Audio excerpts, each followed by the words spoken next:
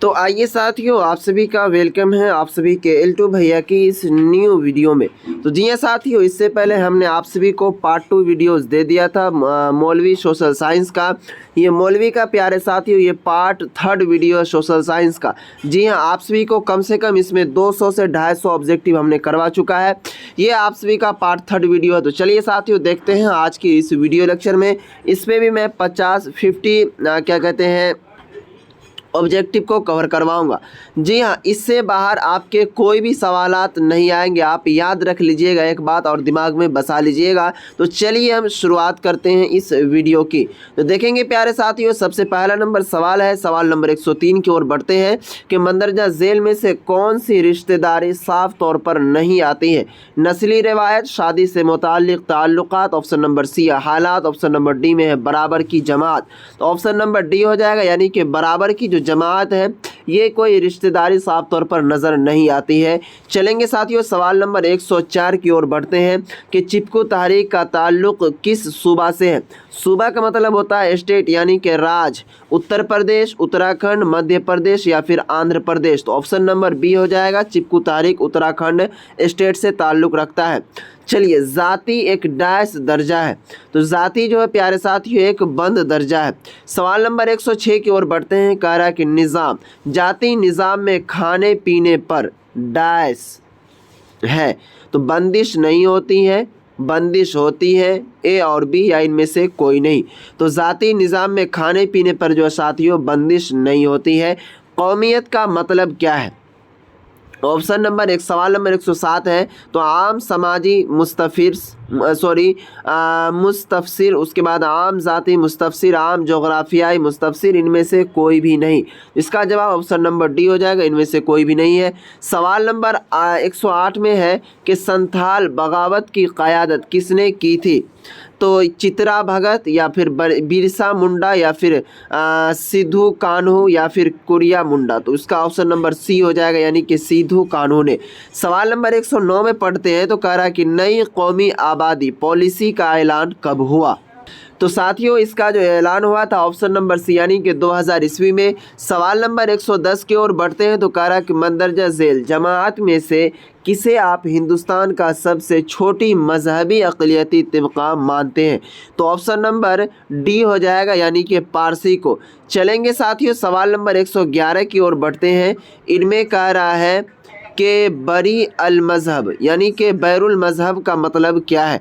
मुख्तलिफ मज़ाहिब का वजूद, दूसरे मज़ाहिब के तई अक़ीदा, सूबा का अपना कोई मज़हब ना होना या इनमें से सभी। तो ऑप्शन नंबर डी हो जाएगा, इनमें से सभी। चलेंगे सवाल नंबर 112 की ओर बढ़ते हैं कि हिंदुस्तान की सबसे कबायली जमात कौन सी है? मुंडा, भेल, संथाल या फिर गोटर। तो जवाब ऑप्शन नंबर बी हो जाएगा, यानी कि भेल। सवाल नंबर 113 की ओर बढ़ते हैं साथियों, 13वां क्वेश्चन की ओर। तो इस्लाह अराज़ी किस रियासत में सबसे ज़्यादा कामयाब रही? तो ये हो जाएगा ऑप्शन नंबर ए, यानी कि बिहार में। चलिए साथियों, इंडियन नेशनल कांग्रेस का क़याम कब हुआ? यानी कि इंडियन नेशनल कांग्रेस का स्थापना कब हुआ था? नवंबर 1857 या दिसंबर 1885? तो दिसंबर 1885 ईस्वी में हुआ था। चलिए साथियों, सवाल नंबर 115 की ओर बढ़ते हैं कि दर्जा झेल में से कौन मंडल कमीशन के सदर थे? तो हो जाएगा मंगनी लाल मंडल, बिंदेश्वरी दुबे या फिर बीपी मंडल। तो इसका जो सवाल ऑप्शन नंबर सी हो जाएगा, यानी कि बीपी मंडल जो थे साथियों क्या कहते हैं मंडल कमीशन के ये सदर थे। चलिए साथियों, सवाल नंबर 116 की ओर बढ़ते हैं। कह रहा है कि जमहूरियत की क्या खूबियां हैं? तो वसी बालिग हक राय दहिंदगी, कानून की नज़र में बराबरी, प्रेस की आज़ादी या इनमें से सभी। ऑप्शन नंबर डी हो जाएगा, इनमें से सभी। चलिए सवाल नंबर 117 की ओर बढ़ते हैं। कह रहा है कि किसने सरहदी आदमी के बारे में बताया? जॉन्स, मार्टन या पार्सिन्स या फिर मार्क्स। ऑप्शन नंबर ए हो जाएगा, जॉन्स ने। चलिए साथियों, सवाल नंबर 118 की ओर बढ़ते हैं। कह रहा है कि ज़ईफ़ों के लिए कौमी पॉलिसी का ऐलान कब किया गया? तो 2000 ईस्वी में किया गया था। भेल नामी कबाइल ज़ात किस रियासत में रिहाइश करती है? राजस्थान, बिहार, मगरबी बंगाल या फिर मध्य प्रदेश। तो राजस्थान में। सवाल नंबर 120 की ओर बढ़ते हैं साथियों। तो कह रहा है कि हिंदुस्तानी समाज में समाजी म्यामार का बुनियादी कायदा क्या है? रकम और जायदाद, ज़ात, ख़ानदान या मज़हब। तो ऑप्शन नंबर बी सही होना चाहिए, यानी कि ज़ात। साथियों देखिए, कोई कोई अगर आंसर मिस्टेक हो जाए तो इंसान हम भी हैं, गलतियां होती हैं, तो आप कमेंट बॉक्स में ज़रूर बताइएगा, मैं उसे सुधारने की कोशिश करूंगा। सवाल नंबर 121 को अगर देखेंगे तो कह रहा है कि प्रभु ज़ात के तस्वुरात किसने पेश किए? D.N. मजमदार, उसके बाद है N.K. दाता, नंदेश्वर प्रसाद, उसके बाद M.N. Srinivas. Option number D हो जाएगा, M.N. श्रीनिवास। चलिए साथियों, सवाल नंबर 126 की ओर बढ़ते हैं। तो कह रहा कि मंदरजा झेल में से कौन सी हालतें रवादारी के नताइज नहीं है?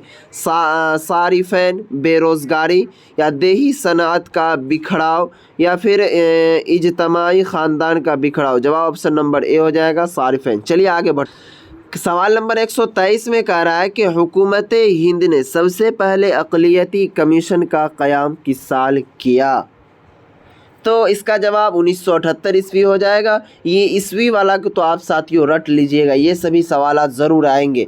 पंचायत राज की सबसे अहम इकाई कौन है? सरपंच, मुखिया, ग्राम सेवक या ग्राम सभा। तो ऑप्शन नंबर डी हो जाएगा, यानी कि ग्राम सभा। ऑप्शन सवाल नंबर 125 में कह रहा है कि किस साल बैनुल अक़वामी मज़दूर तंजीम का क़याम हुआ? बैनुल अक़वामी मज़दूर का तंजीम का क़याम कब हुआ था? तो 1919 ईस्वी में हुआ था। उसके बाद साथियों क्या कहते हैं, the elementary forms of religious life, यानी कि एक किताब है जिसका नाम है the elementary forms of religious life, यानी कि रिलीज़ पढ़ा जाएगा इसको। ये इसके मुसन्निफ़ कौन है? तो मैक्सवेयर, स्पेंसर, उसके बाद है मैक्स लोमर या फिर दरखम। तो इसका राइट आंसर हो जाएगा ऑप्शन नंबर डी।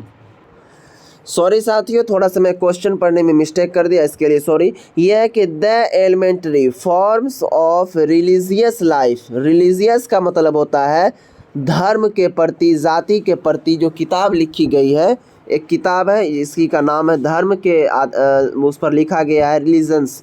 तो इसके मुसन्निफ़कार कौन है? तो ऑप्शन नंबर डी हो जाएगा, दरखम नाम है इसका।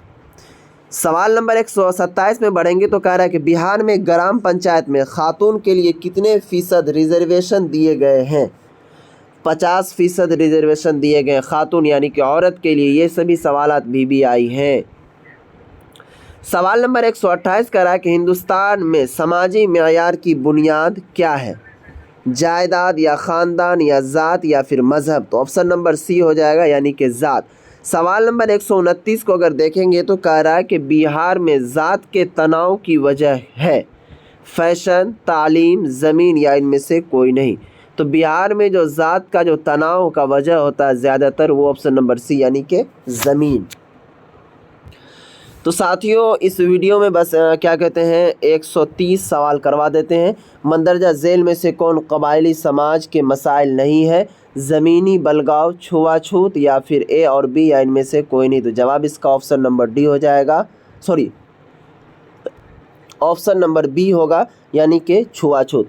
साथियों आज इसी इतना ही तक एंड करते हैं, और क्या कहते हैं इसका फिर तीसरा पार्ट लाएंगे, पार्ट 3, तो उसमें इससे आगे हम बताएंगे। तो चलिए साथियों फिर मिलते हैं नेक्स्ट वीडियो में।